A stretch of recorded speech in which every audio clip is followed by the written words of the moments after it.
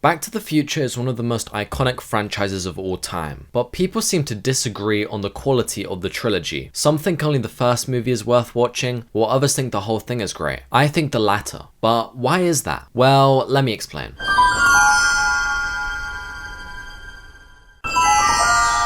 In Back to the Future 1, Marty McFly gets stuck in 1955 and a younger version of his mum falls in love with him, causing him to slowly be erased from reality. To stop this, he has to get his mum to fall in love with his dad. The premise sounds rancid if you say it aloud. It's got similar vibes to like Blank Check, if you know you know, but it is rightfully remembered as one of the greatest movies of all time. It's my second favorite movie ever, behind Blank Check, no I'm kidding, behind Ferris Bueller's Day Off. Anyway, it has been said a million times, but this film is structurally perfect. Every scene is the perfect length, every moment is necessary, and the whole movie has a strong forward momentum. While watching it, you're always engaged because you're constantly thinking to yourself, God damn it, how's this kid gonna get out of this one? This is because the film manages to keep the stakes so high while still being like a family comedy movie. I mean, there are zero flaws in the screenplay. Well, there's one flaw, but I'll get to that. What it's most famous for is probably its use of setups and payoffs. There are other movies out there which also frequently do this. Sometimes these work and sometimes they feel a little forced, but the setups and payoffs in Back to the Future are specifically great, I think, because of the time travel concept. You see, Act 1 takes place in the 80s, and this is where we see tons of setups of what life is usually like for Marty. Hello?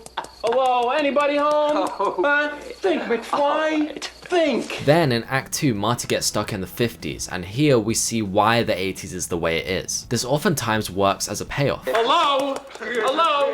Anybody home? Hey, think, McFly. Think. And finally, in Act 3, Marty comes back to the 80s and all the meddling he did in the 50s, the setup, we see the consequences of, the payoff. The screenplay is often what gets all the credit when this movie is talked about, which makes a lot of sense because it is amazing.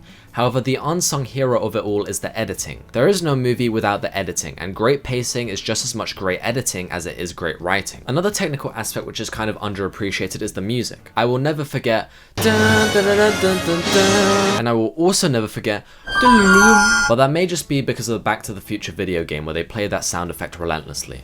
Is that Doc's notebook in there? Edna Strickland, Hill Valley Herald.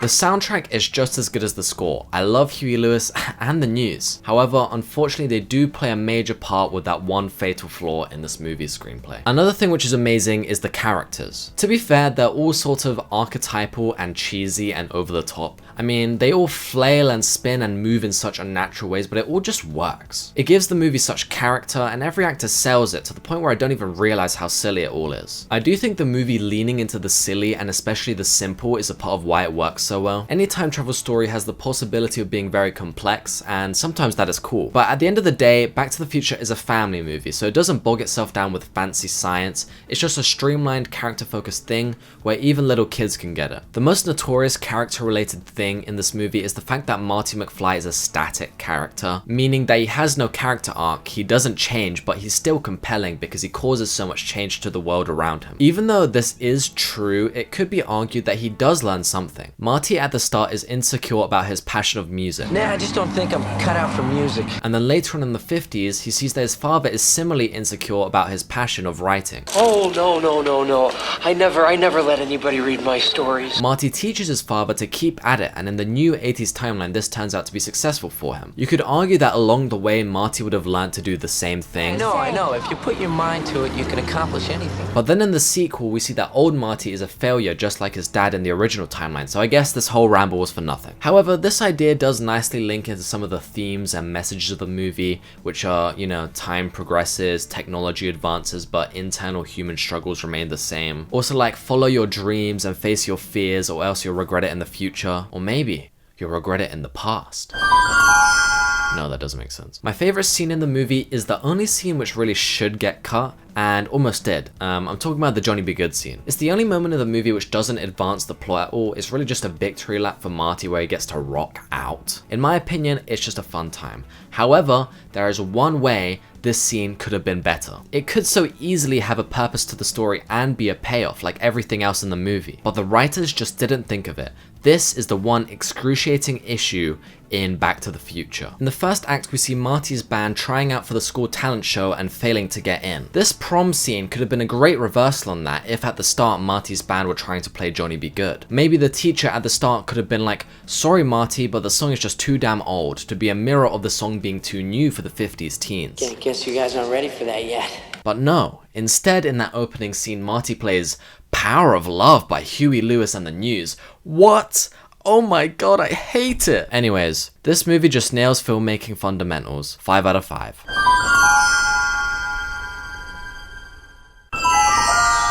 In this movie, Marty and Doc go to the year 2015 for some irrelevant side mission, and while they're there, old man Biff secretly steals the time machine to give his 50s self an almanac of sports results. 50s Biff then uses this almanac to bet on every sports game until he becomes a billionaire. Just like the first movie, you can split this into 3 distinct acts. Act 1 is 2015 shenanigans, Act 2 is Marty being freaked out by a messed up Biff ran 80s, and Act 3 is Marty going back to the 50s to fix everything. This movie is mainly known for its depiction of 2015, which I loved as a kid, but on rewatch I realized that it's by far the worst part of the movie, maybe even the whole franchise. And that's not just because their predictions are incorrect and therefore quite dated. I actually quite like the more optimistic and ambitious angle their version of the future has. It's better than if they would have been boring and realistic. No, the reason this part of the movie stinks is because none of it, aside from the Biff subplot, is relevant to the rest of the movie. Marty saving his son from going to prison, or Jennifer stopping by the McFly house is all for nothing really. I feel the writers kind of wrote themselves into a corner with the cliffhanger ending of the previous movie. They put that in without knowing where they'd go with it, and then once the second movie was greenlit, they soon realized that Jennifer tagging along is pointless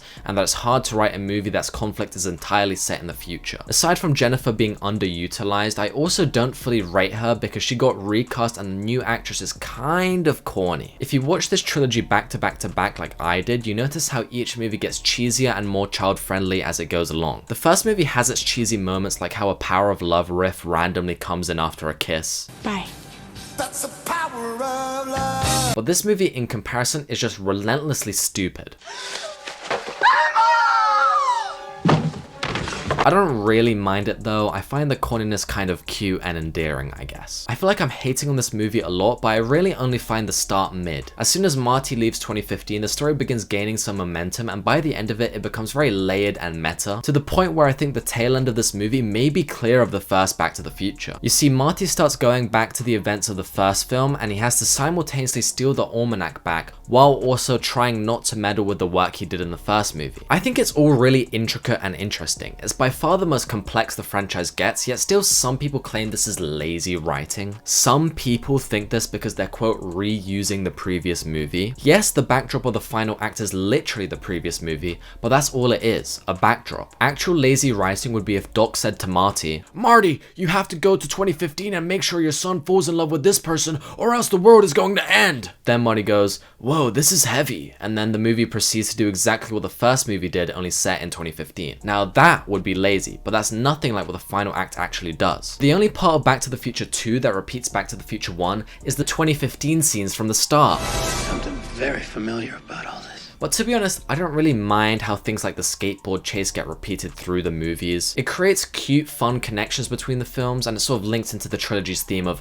history repeats itself. Back to the Future 2 isn't a perfect movie, but it is a perfect sequel in my opinion. It builds upon the first movie while upping the stakes and trying something new. It has the best ending of the whole trilogy, and it probably uses the time travel premise the best out of all of them. This movie probably deserves a 4 or a 4.5, and maybe on future viewings I will rate it so. However, I have a weird indomitable bias towards it, so it gets a 5 out of 5. Sue me.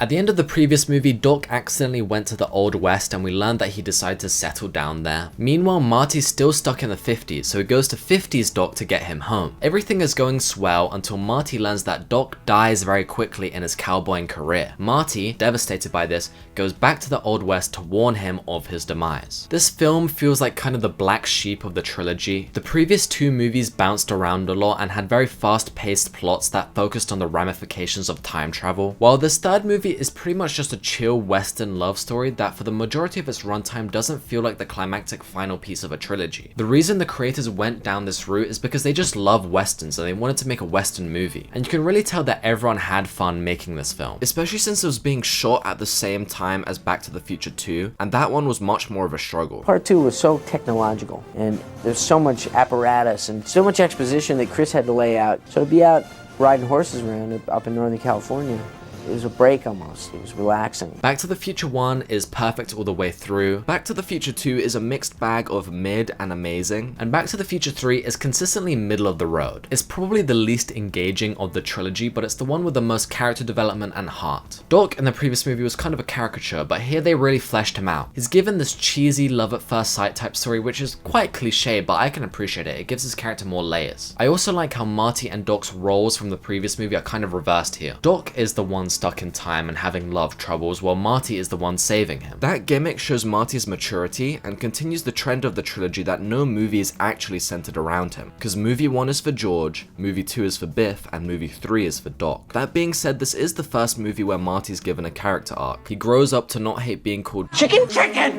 That arc and running gag is used very heavy-handedly, but you could argue it has some deeper meaning. Maybe Marty doesn't like being called that because he doesn't want to be associated with the wimpy father he had in the original timeline. Keep in mind that Marty only turned his dad cool like a week or so before the events of this film, since these movies are back to back to back. Weirdly though, Back to the Future 3 barely features Marty's family, when that's such an integral part of the previous two films. That's another reason why this is the black sheep of the trilogy. The best part of this movie, aside from the moonwalking scene, is probably Tom Wilson's performance as Mad Dog Tannen. Tom is so underappreciated in these movies. Out of all the actors, he probably shows the most range with playing different eras of the same family, and he's always charismatic and a love to hate him type of way. One thing every movie in the trilogy does well is their climactic final action sequence, and the train one here was very good. But I don't know how to feel about the ending of the movie though. Doc Brown manages to build a flying train time machine with 1800s technology. Even though this is by far the simplest movie in the franchise, it's also the one with the most plot holes and lazy dumb logic. The whole of Back to the Future 3 feels like a cheesy Disney Channel offshoot of the classic first film. It is so sort of intended for kids that Doc pretty much says the message of the movie to the camera at the end. Your future is